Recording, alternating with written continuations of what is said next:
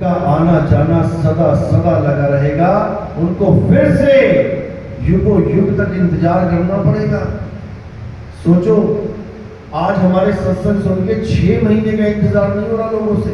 नाम दीक्षा लेने आते हैं, जब मैं कहता हूं ये 52 अक्षर जपने हैं, कब तक? 6 महीने। अरे गुरुजी बहुत ज्यादा होते हैं 6 महीने। चिंता हो जाती 6 महीने में कहीं चले ना जाए। तो जब 6 महीने नहीं बीत पा रहे हैं तो सोचो युग कैसे बीतेंगे। इसीलिए हर जीव की परीक्षा हो रही है।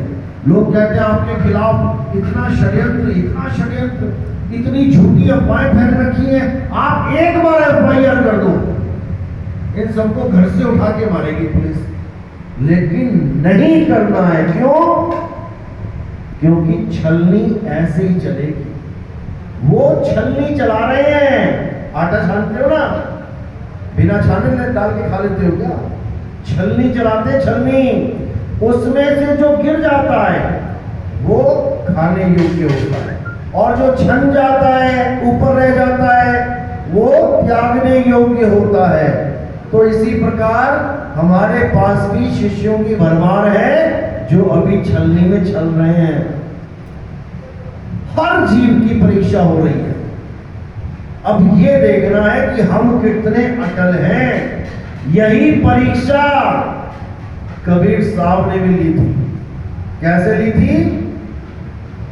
एक वैश्या के साथ खड़े हो गए और गंगा जल रूपी दारू की बोतल हाथ में पकड़ ली।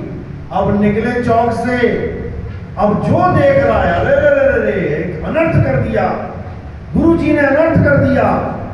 ये नहीं समझ रहे जो गुरुजी तुम्हें ज्ञान दे रहा है, जो तुम्हें मुक्ति का रास्ता बता रहा है, क्या वो अनर्थ भी कर सकता है?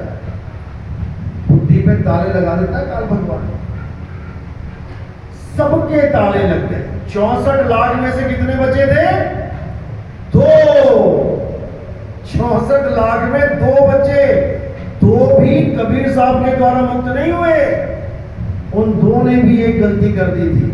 क्या गलती कर दी पता है? उन्होंने कहा गुरुजी हमें पूरा विश्वास है आप पे कि आप ये काम नहीं कर सकते, लेकिन जब लेकिन बोल दिया गलती हो गई। क्या बोला था? लेकिन आप यहां मत बैठो, लोग क्या सोचेंगे। कहां बैठे थे वो? हैं? चंडाली के चौक में, जहां पर औरतों को नीलाम किया जाता था, वहां जाके बैठ गए वो। तो वो दोनों कहते गुरुजी जो आप लीला कर रहे हो, जो लोगों ने बात बता रहे हैं, क्योंकि वो बाहर थे उस वक्त, वो सुनते सुनते आ रहे थे। हर जगह यही बात चल रही थी, गुरुजी ने ऐसे किया, गुरुजी ने ऐसे किया, गुरुजी ने ऐसे किया। उनका विश्वास नहीं डगमगाया। लेकिन जब देखा कि चंडाली के चौक में बैठे कबीर साहब, तब उनके मन में इतनी बात आई कि गुरुजी आपको यहां बैठना शोभा नहीं देता, आप यहां मत बैठो, लोग क्या सोचेंगे।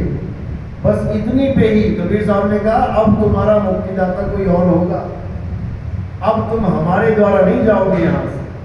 फिर उनकी मुक्ति किसी और संत ने करी थी। तो ऐसे ही ये भी परीक्षा चल रही है भाई।